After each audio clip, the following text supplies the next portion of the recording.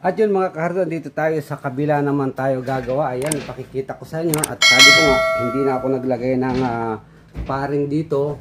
Kasi dito ko na ikakapit yung ating puti. Ayan. Kaya nilagay lang po natin dito ay ito. Oh, ayan. Ito lang ang naglagay tayo dito ng molding sa gilid. Puro gilid lang po ang nilagay natin doon. Molding din sa gilid. At doon din, may molding din tayo doon na inilagay. Ayun, makikita nyo yung molding natin na inilagay sa gilid. Ayun, sa tabi niya. Ayan, isasalpak lang po natin yung PVC panel at dito na natin i-connect. Dito na natin nakakonect. Kasi level naman yung ilalim na yan. Ayan. At 60 cm ang pagitan ng ating joist. Kaya, no need up paring. Kaya ito na guys. Ikakabit namin. Ang kulay naman itong paring na ito ay ito. Yan, beige. Kulay gatas at malinaw-linaw sa mata. Yan po ang ating panggitna. Ayan guys, at tingnan nyo po pagka nayari ko to. Ito po, salpak din lang ng salpak kung anong ginawa ko dito sa kabilang ito. Yan, dito. Kung anong ginawa ko dyan. Yan, dyan. Yan. Ganun din ang mangyayari dyan. Yan guys, tingnan nyo po at abangan ang kahihinatnan. Abangan ang kahihinatnan ng aming project. Guys, marami ako nababasa sa mga tutorial na komento sa mga YouTube video na may mga katanungan, hindi daw po ba mababaluktot ito pag nainitan. Hindi po ito mababaluktot dahil ito po ay may heatproof at waterproof po ito. Kahit mabasa, hindi siya mabubulok at hindi rin mabibend at fireproof po ito. Pagka isinunog nyo, idinikit nyo sa apoy, mababaga. Pero pag inalis nyo yun, namamatay kusa. Ayan po. Kasi kaya hindi mababaluktot yan. May mga ribs yan, no? Yan. Kaya doon sa mga nagtatanong, wag po kayong maniwala sa haka-haka. Hindi po ginawa itong item na ito para ipahamak kayo. Basta't nasa tama po ang pagkakabit. Yan po ang maganda dito sa materials na ito. Maganda po ito. Kaya kung nasa tama at tama ang pagkakabit, hindi po kayo magpipil. May nakikita ako, baka daw masinaga ng araw. Saan nyo po ba ikakabit? Sa ceiling o sa wall? Ito pong ganitong klase ay pang ceiling. Wag po nyong ikakabit sa wall yung mga ganitong plain. Pan ceiling lang po yan. Iba po yung pang walling. Yan po ang counting trivia natin sa araw na ito. Ito nga mga kahadot, aming inilagay na yung unang panel at aming iniribit na doon sa ating joist floor joist. At yun nga, sabi ko, hindi na natin lalagyan ng paring sa gitna yan dahil ang ating joist ay 16 ang pagitan yan. Diyan na lang po natin i-ribit yan.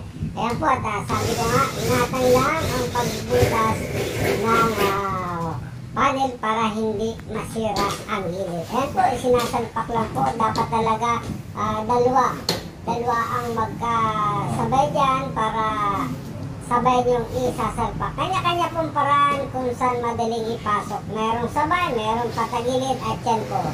Sabay po lang, itutulak lang natin ng kaunti. Ayan. O. Pag nakita niyo po na yung pagitan nun ay dikit na. Ayan, ay pwede na po yan. Ayan. Kaunting usog lang. Dikit, ayos.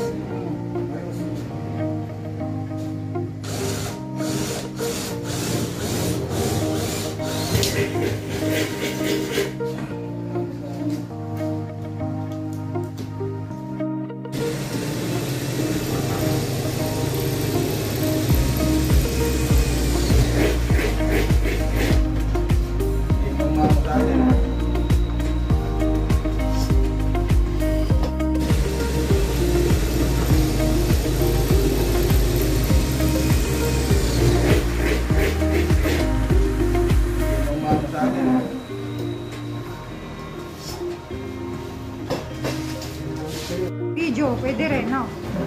Hindi, pagkaganyan, ano yan. Short video. Dapat tayo short video. At dito mga karot, naglagay po tayo ng paring imbis na wall ang nilagay natin. Ang nilagay ko po dito ay paring para mas malapad ang pag-i-screwhan ng ating molding sa gilid. So kung edge molding natin, pagka si channel lang nilagay mo, mahirapan po tayong maglagay. Kaya paring po ang nilagay ko dyan para maalwan yung pagkakabit ng ating molding na panggilid.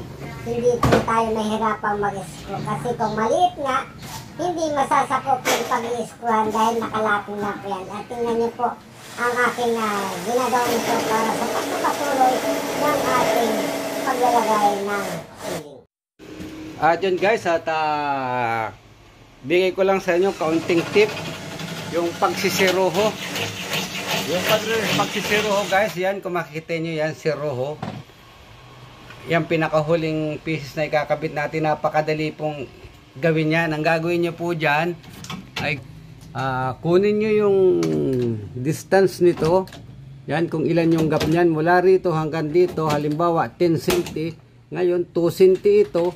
Para maisalpak nyo, bawasan nyo lamang ng 1 cm. Gawin yung mag-clearance kayo ng 1 cm at yun may ipasok nyo. Dahil ito namang side na ito ay may groove, may ipasok nyo yun. 1 cm lang po ang clearance. Kaya magkakaroon ka lang ng sabit dyan na 1 cm red. Pag pumasok ka doon, hahatiin mo yung 2 cm, meron kang 1 cm clearance. Ganon po ang pagsisiroho niyan para hindi mahirap. Kasi karamihan yung iba nahihirapan magsiroho.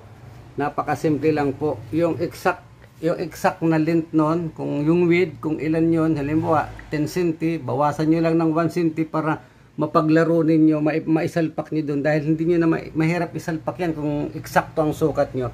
Mag-clearance kayo ng minimum 1 cm guys. At ito nga ang siroho natin guys para hindi matapon to. Ito na lang, nilagay ko dyan sa gilid na yan. Pieces na lang. Kinuha ko na lang yung male side. Kasi yun yung sasalpak doon sa gilid, yun ang pansalpak natin. So, imbis na gumamit tayo ng buo, kaysa matapon to, piece by piece na lang nilagay natin dyan sa gilid. At ito, kakatingin natin ito dyan, para mailagay natin doon. Ay, sasalpitan nyo, napakadaling isalpak niya, no? Uy.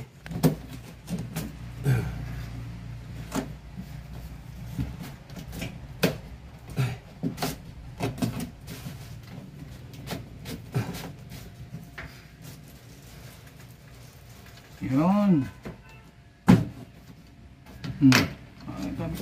Oh, yan. Okay.